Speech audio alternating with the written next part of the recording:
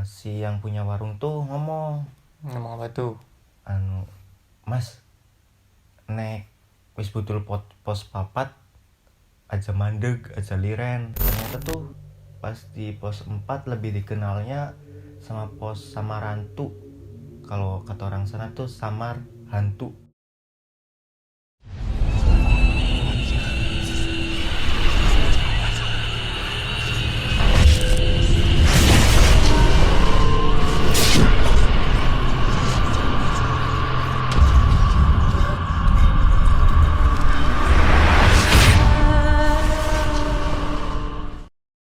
Ya, halo semuanya, selamat pagi, siang, sore, dan malam. Balik lagi bersama gue Ajis di konten Kami Soror episode ke-34. Jadi pada episode kali ini gue sudah kedatangan narasumbernya. Sekaligus dia ini adalah saudara gue. Jadi gue sekarang lagi di kampung, gue lagi pulang kampung. Dan dengar-dengar saudara gue punya cerita serem yang menurut dia nih menarik lah untuk dibawain. Dan mungkin sebelum kita masuk ke ceritanya, bisa perkenalkan diri dulu. Oke, nama saya Alif Muhammad Subhan dan saya dari Cilacap. Saya sekaligus sepupunya Mas Jimros. Oke. Jadi lo ini punya cerita apa nih gitu kan? Tadi bilangnya punya cerita serem. Sebenarnya saya nggak terlalu percaya sih sama hal-hal mistis kayak gitu. Dibilang nggak percaya sih ya masih rada percaya, dibilang percaya ya rada nggak percaya. Aduh, gimana tuh maksudnya tuh? Ya 50-50 lah. Idi. Terus. Tapi beda suatu ketika tuh pernah diajakin temen naik gunung. Ih, tentang gunung nih asik nih. Gunungnya tuh Gunung Slamet. Gunung Slamet. Yo, Itu Gunung Slamet ada di mana tuh? Gunung Slamet tuh di Prokerto, Oh, Purwokerto. Banyumas. Yo. Terus singkatnya misalnya tuh hari ini diajakin tuh. Nah, diajakin besok paginya packing berangkat. Oh, itu dadakan atau gimana? Oh iya, dadakan. Terus dalam pikiran gue ya, kesempatan nih buat ngebuktiin kalau yang mistis tuh beneran ada. Ya bisa lah buat saya percaya kalau mistis tuh ada. Nantangin Anda. Terus. Nah, singkatnya tuh udah sampai sana. Nah, kita naik tuh lewat jalur Bambangan di Purbalingga. Nah, kita naik tuh nggak ada apa-apa sampai pos 3 ya. Sampai pos 3 kita berhenti di warung. Kita makan, ngopi, makan gorengan. Terus pas cerita-cerita udah mau berangkat lagi. Nah, si yang punya warung tuh ngomong apa tuh? Mas, nek wis budul pos papat aja mandeg aja liren. Wih, artinya apa tuh artinya? Mungkin Kalau kan nanti di sini apa yang nonton nih ada yang nggak ngerti lah, bisa ditranslate. Oke. Kalau sampai di pos 4 tuh jangan berhenti, jangan berhenti, jangan istirahat, jangan apalah. Apalagi sampai ngecamp. Emang nggak ada sih yang ngecamp di situ. Nah, terus saya tanya, emang kenapa? Lah, dia bilang, udah jalan aja, pokoknya jangan berhenti.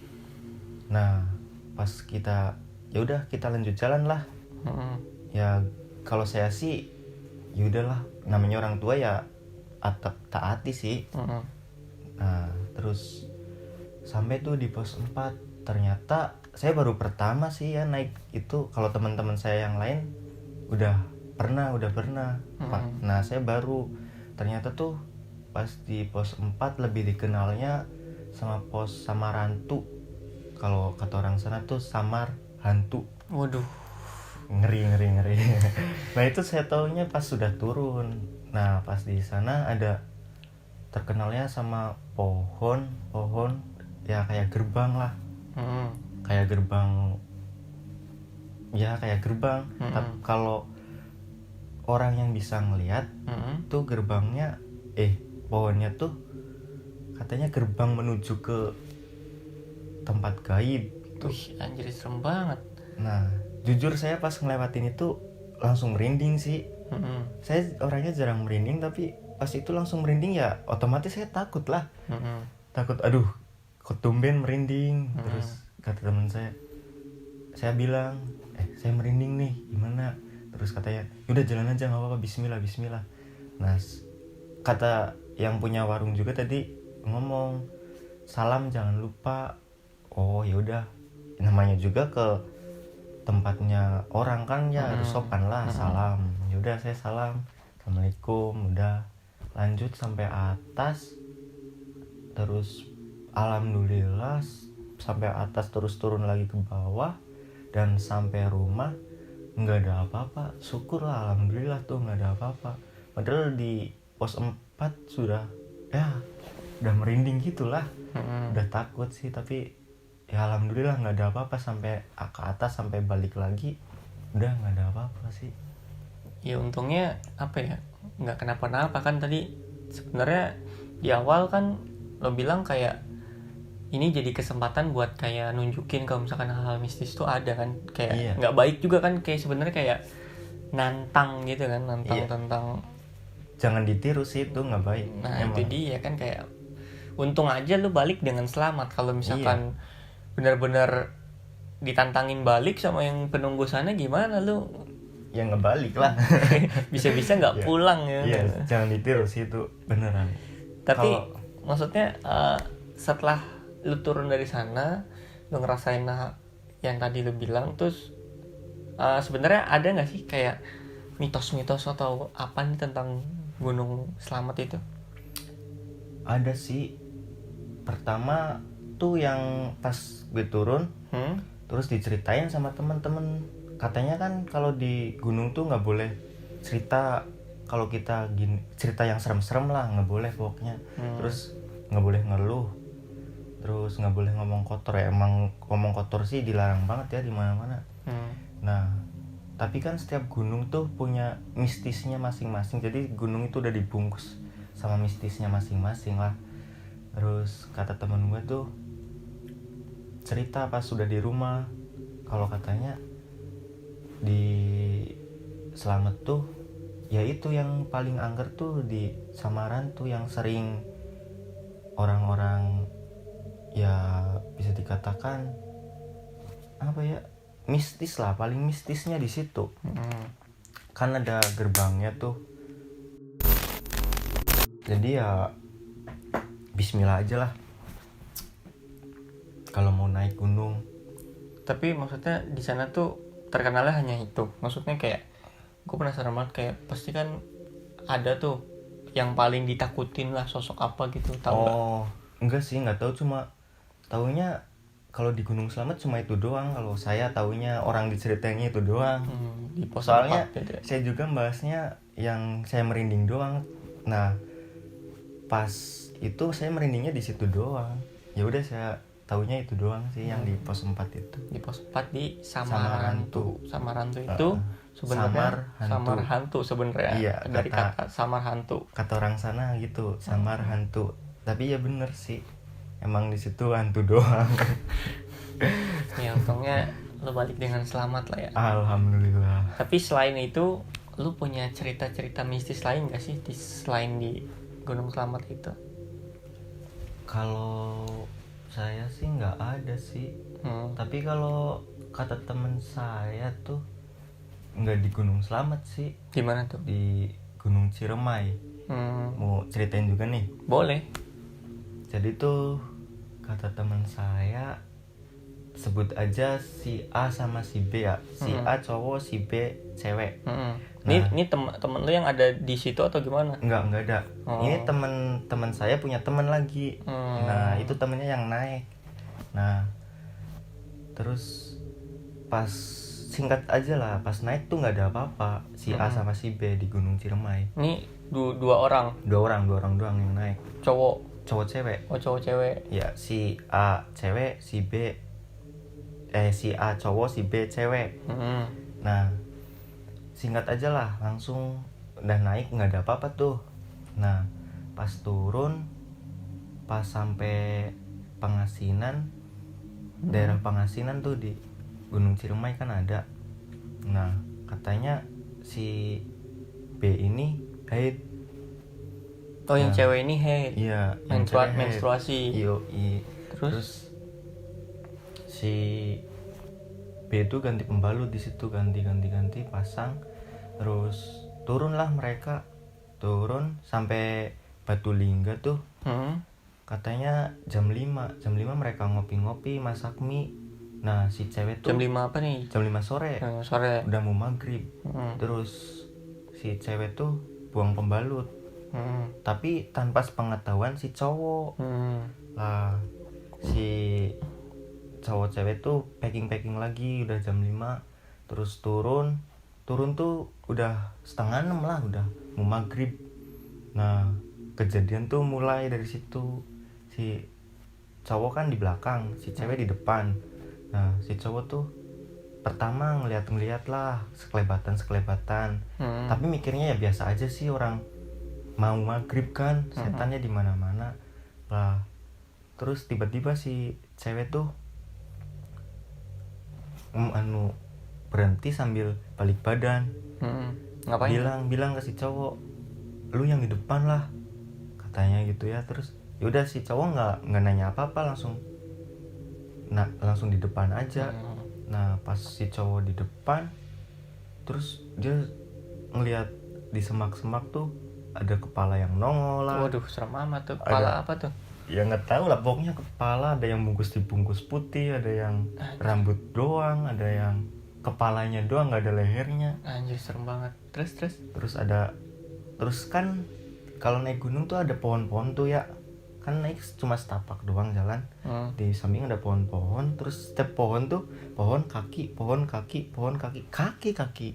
Tapi kakinya nggak nampak ke tanah. Ada yang hitam, ada yang kecil, ada yang itu kaki iya, banyak. Kaki banyak. Anjir serem banget. Tuh kaki doang. Kaki doang. Terus nggak jauh dari si cowok lihat itu, si cewek kan di depan bilang pocong. Asli cuy. Terus tapi sambil gini apa? Si ceweknya langsung gini, pocong gitu. Terus si cowoknya diem, terus merhatiin, nggak ada pocong, nggak ada apa. Nah terus berhentilah mereka berdua.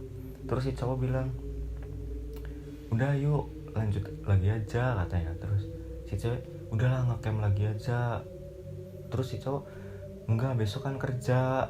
Si cowok tuh ngajak turun terus karena besok kerja, ada meeting lah, ada apalah, katanya gitu. Terus si ceweknya ya udah ngayain. Terus berani tuh mereka. Terus gantian si cowok yang di depan lagi, si ceweknya megangin kerilnya si cowok. Nah terus pas mereka turun lagi tuh, si cewek tiba-tiba berhenti lagi di pohon. Ngapain tuh?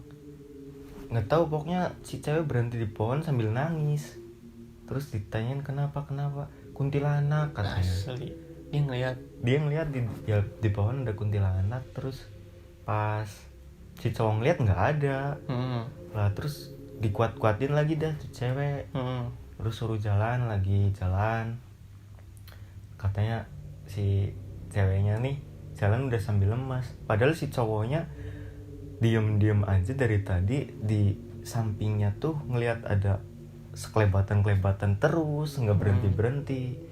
Terus tiba-tiba si cowok ngeliat di depan ada orang masang tenda, orang 3. Terus si cowoknya ngomong ke si cewek, mampir dulu yuk ke situ, katanya. Terus kita istirahat lah, ngopi-ngopi dulu di situ, mumpung ada temen. Terus si cewek bengong, nggak ngomong apa-apa. Terus si cowoknya narik tangan terus, ayo ke situ. Terus si ceweknya langsung nampar, istighfar. Di situ nggak ada apa-apa, cuma semak doang. Terus kata si enggak, itu ada. Terus sambil jalan mereka, si cowoknya ngeyel di situ ada, si ceweknya bilang istighfar. Sampai seketika si ceweknya nampar telinganya sambil bilang istighfar keras banget. Terus si cowoknya nengok lagi ke dia, ngeliat ada kemahan di situ.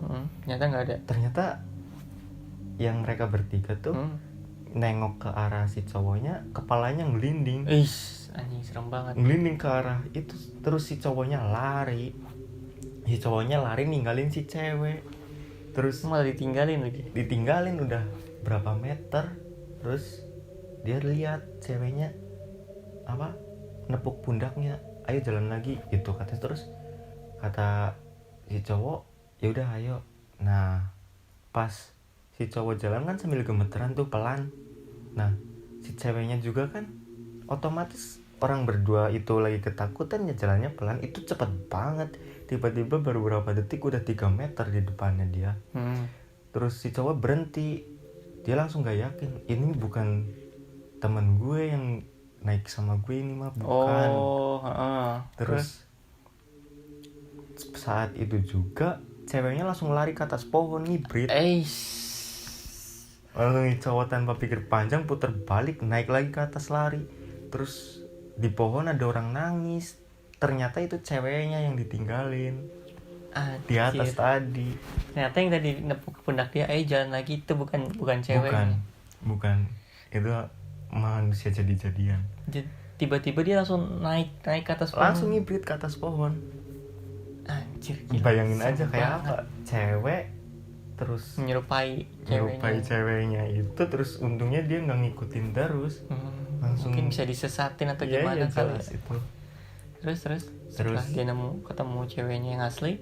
Ceweknya yang asli tuh lagi nangis, lagi nangis di pohon, di samping pohon lah, lagi nangis. Terus dia deketin, terus dia nyolek. Terus ceweknya bilang awas gitu. Kenapa? Ya nggak tahu, itu kan belum, si cowok juga langsung bilang ini gue. Terus pas maksudnya awas gitu. Dikiranya si cewek tuh bukan dia. Kan si cowok tadi udah turun. Nah si cowoknya ini gue. Nah pas si ceweknya tahu itu cowoknya, nah langsung ini bener lu kan, bener katanya dia. Terus si cewek langsung ambruk di situ, langsung pingsan. Enggak pingsan, cuma lemes lah, kayak lega-lega lemes gitu kan. Nah terus mereka berdua jalan lagi tuh, jalan di atasnya tuh ada pohon lagi. Di atas pohon tuh ada burung gagak, kayak burung gagak gitu lah, ngikutin mereka. Terus si cowoknya tuh rada lega, ternyata masih ada burung gagak jam segini. Dan emang kenapa? Ya pikiran dia buat nemenin. Ternyata pas si cewek nengok ke belakang langsung pingsan. Si ceweknya langsung pingsan. Si cowok sontak otomatis, kalau ada temen lu yang pingsan gara-gara lihat ke belakang, pasti lu juga bakal lihat ke belakang kan. Ternyata si ceweknya pingsan tuh gara-gara ngelihat ronda buat motong mayat. Anjir. Di belakang burung tadi kan, burung di sini belakangnya tuh, pas ceweknya nengok itu ada buat motong mayat, jalan sendiri. Serem banget asli. Itu beneran dia jalan kayak, iya. Jadi kayak jalan sendiri gitu. Keranda mayat. Iya. Terus si cowoknya juga pingsan gara-gara itu. Ngeliat itu. Iya, pingsan mereka berdua. Terus pas mereka sadar tuh mereka udah di pos Cibunar. Katanya di pos Cibunar ditemuin sama warga situ. Terus si cowoknya sadar, tapi si ceweknya belum tuh. Nah si cowoknya dikasih teh sama orang situ. Dikasih teh hangat biar rada lega lah, kan kata orang tua mah kalau teh tuh penawar apa aja ya. Nah terus udah minum teh, si cowoknya ditanyain ini kenapa bisa sampai kayak gini. Terus nggak tahu pak. Terus si cowoknya ceritain tuh semuanya. Nah terus si bapak-bapaknya tanya lagi, kalian habis berzina? Berzina. Iya. Terus si cowoknya, ya enggak lah, kan astagfirullah gitu kan. Enggak pak, kita kan cuma teman, kita juga bawa tenda satu-satu sih. Emang nyatanya mereka tuh teman, ternyata bukan pasangan gitu. Mereka tuh teman bawa tenda masing-masing. Nah si bapaknya bilang lagi, ini belum ada kejadian sampai parah banget kayak gini. Terus si cowoknya langsung shock dong, dibilang baru pertama kali ada kayak gitu. Terus si cowok bilang pengen lihat si cewek gitu. Terus pas dibolehin ngelihat kan di kamar tuh, ceweknya di beda kamar. Ceweknya tuh lagi berontak kan, lagi disembuhin sama nenek ya itulah Warga situ lagi disembuhin. Terus katanya apa, nggak, setannya pas keluar terus ganti lagi yang lain, tapi ada satu setan yang tetap aja di situ nggak mau pergi. Katanya setannya ular gede. Terus nenek-neneknya tuh namanya Mak Encep. Iya. Nenek yang bantuin mereka. Iya, Mak Encep. Terus kata dia kan nggak bisa ngomong Indonesia ya, jadi ngomongnya ke bapak-bapak yang tadi ngasih teh. Ngomong ke cowoknya, katanya kalau ini masih bisa diselamatin sih, tapi harus ambil kotoran yang tadi dibuang di atas. Nah pas si cowok denger kayak gitu langsung shock dong. Katanya dia juga baru sholat juga belum pas 5 waktu, belum apalah itu ya. Nah suruh naik gunung sendirian, harus naik gunung sendirian. Terus maksudnya itu kotoran apa tuh? jadi si cewek tuh buang pembalut tadi yang tadi itu yang di Batu Lingga. Nah ternyata suruh diambil lagi karena itu katanya ngotorin tempatnya. I see. Ngotorin tempatnya itu.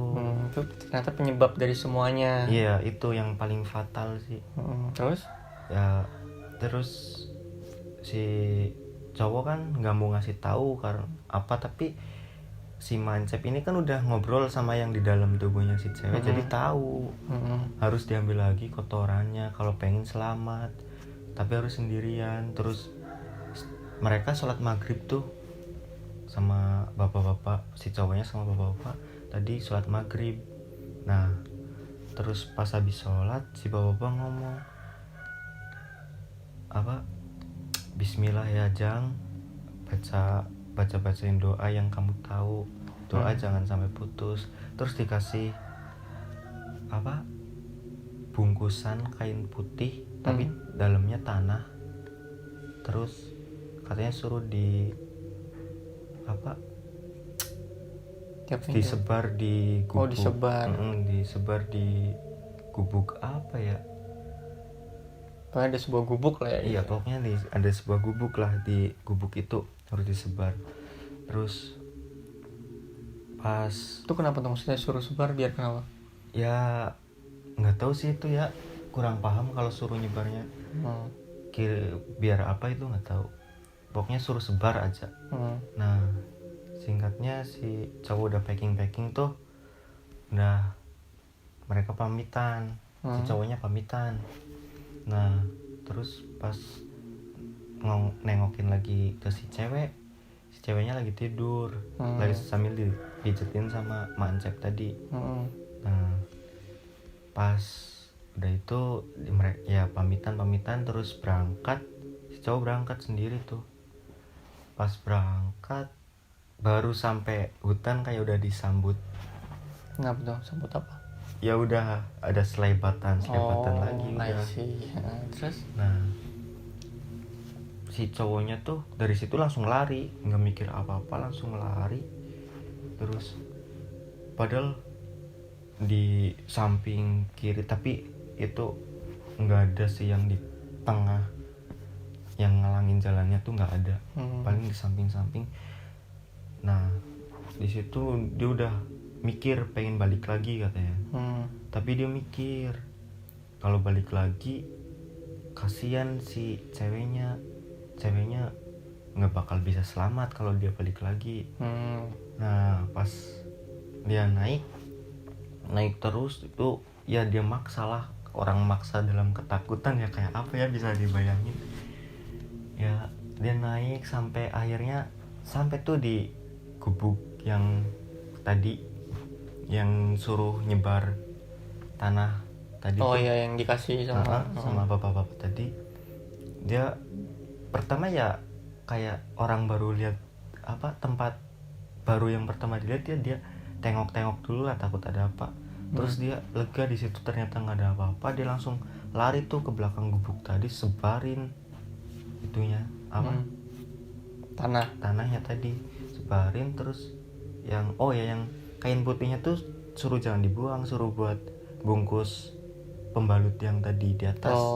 Nah terus dia kantongin lagi pembalut. Terus pas dia mau balik lagi, ternyata ada yang manggil, "Weh, apaan ini weh?" gitu ya. Terus pas dia nengok, dia langsung jatuh, langsung shock dia. Pas itu orangnya makin deket, ternyata itu orang beneran. Tapi dia langsung otomatis kayak refleks gitu, langsung lihat kakinya. Takutnya kayak tadi yang cewek turun tuh tiba-tiba naik ke atas. Nah takutnya kayak gitu, dia langsung refleks lihat kakinya, ternyata kakinya napak. Dia di situ langsung duduk nyender, lega lah, selamat gitu. Ternyata ada orang di situ. Terus orangnya ngomong, "Apa-apaan nih? Mie gue jadi kotor." Terus apaan? Mie, dia kan lagi masak mie. Disebarin tanah. Disebarin tanah. "Apa-apaan nih? Mie gue jadi kotor." Dia langsung lihat mie-nya, ternyata mie-nya tanah semua. Gara-gara dia nyebarin itu. Terus dia bilang, "Maaf bang, nggak lihat sumpah tadi, nggak tak kira nggak ada orang gitu." Terus si ini tadi bilang, "Dari mana itu yang tadi masak mie? Dari mana?" Terus, "Saya dari Jakarta bang." Terus tanyain namanya. Terus tuh cowok namanya Moka, Bang Moka, dari Bekasi. Ada 2 orang. Nah iya, ada 2 orang. Enggak, kan si ini si cowoknya kenalan. Nah terus sebut namanya Ted lah, itu namanya ya. Terus si ini yang satu lagi yang tadi disebarin tanah, itu namanya Bang Moka. Nah mereka ngobrol terus dia bilang, "Oh ini orangnya." Si Bang Moka bilang ke si cowok, "Oh ini orangnya." Terus kata si cowok, "Emang kenapa bang?" Terus, "Lu tadi kesini dititipin ke gua, Mancep nitipin lu ke gua," katanya gitu ya. Jadi terus Mancep tuh punyalah itu anak buah ya, suruh nemenin dia manjat. Tapi dia nggak tahu kalau dia dititipin sama si Bang Moka. Nah terus dia tanya si cowok, "Mancep itu siapa?" Terus si Bang Moka langsung marah ya, orang nggak ada sopan santunnya sama sekali ke orang tua, udah ditolongin. Itu yang tadi nolongin lu, yang sekarang jagain cewek lu kan namanya Mancep. Dia nggak tahu. Orang dia kan panik, nggak sempet kenalan pas di bawah. Nah pas si Bang Moka terus ngomong lagi, "Untung aja lu nggak dimakan sama hantu pengantin," katanya gitu. "Hantu pengantin?" Terus, "Iya, lu sampai sini juga dijagain Mancep sama doa-doa dia, makanya lu sampai sini selamat. Kalau enggak udah lu dimakan," katanya dia. Terus dia sambil syukur alhamdulillah gitu, sambil dia makan mie bareng tuh sama Bang Moka. Tadi kan bikin lagi 2. Nah terus habis makan mie kelar, Bang Moka bilang, "Abis ini perjalanan yang sebenarnya bakal dimulai." Wih, asli cuy. Jadi tuh tadi selama dia naik tuh nggak ada apa-apanya. Dia udah ada kelebatan segala macam. Dia bilang masih belum ada apa-apanya. Iya. Terus belum sampai mereka beranjak, si cowoknya udah gemeteran, udah ketakutan. Udah ayo sama gue temenin. Oh, akhirnya dia nanjak berdua. Jadi si Bang Muka itu nemenin sampai mereka ke atas. Nah, si cowoknya tadi tuh udah gemeteran, udah kayak nggak ada niat buat naik lagi lah. Terus si Bang Muka yakinin, ayo udah gue temenin, asal lu jangan pikiran jangan kosong, terus baca doa yang lu inget aja, yang lu mampu. Terus udah dengan ya gemeteran gitu mereka naik lah, si cowoknya di belakang, Bang Muka di depan. Terus nggak selang waktu lama di depan mereka di jalan ada kelabang gede banget, tapi si cowoknya nggak ngeliat. Pertama Bang Muka berdiri tuh diem, nah si cowoknya juga diem ya, tapi nggak ngeliat ke depan. Dia ngeliatnya ke bawah terus karena dia tuh takut, nggak mau ngeliat ke depan kiri kanan, pokoknya dia ngeliat ke bawah. Padahal di bawah tuh kalau kata dia ada tangan yang muncul dari akar-akar pohon. Asli, serem banget. Terus ya dia pokoknya ke bawah aja sambil merem gitu. Terus pas dia nengok ke depan, ternyata udah kelabang gede banget. Terus kelabangnya jalan terus sampai ke kaki si cowoknya teriak-teriak. Terus sama Bang Muka langsung dipanclas masih hidup. Asli. Sampai ke pupu langsung si cowoknya udah Sampai ke apa? Ke pupu, Paha. ke paha. Nah terus si cowoknya udah teriak-teriak lah, udah histeris, orang ketakutan digituin ya. Untungnya nggak pingsan sih. Terus pas cowoknya teriak-teriak, Bang Muka langsung nggak dipenclas lagi, orang udah kepenclas kecil banget. Udah sampai itu masih hidup aja dibanting-banting sama dia. Terus udah tuh dibuang, langsung ditolongin sama Bang Muka di tangannya, ayo berangkat lagi gitu. Nggak berapa lama Bang Muka bilang kuntilanak gitu, tapi sambil cengengesan, kuntilanak tuh gitu ya. Buset, berani banget. Itu gila sih Bang Muka. Terus si cowoknya tuh ngelihat yang Bang Muka tunjuk, kakinya dia lagi duduk di atas pohon, kakinya kelantungan gitu. Tapi nggak cuma satu, banyak di setiap pohon. Ada, hampir di setiap pohon itu ada. Terus si cowoknya gemeteran sambil bilang, bang tolong, bibirnya juga udah gemeteran. Terus si Bang Muka sambil balik lagi bilang, ya elah baru segitu doang udah takut. Katanya dia gitu. Terus dia ditarik lagi, ya si cowoknya udah mati rasa lah. Tadi udah mati rasa, terus ditarik lagi, digandeng.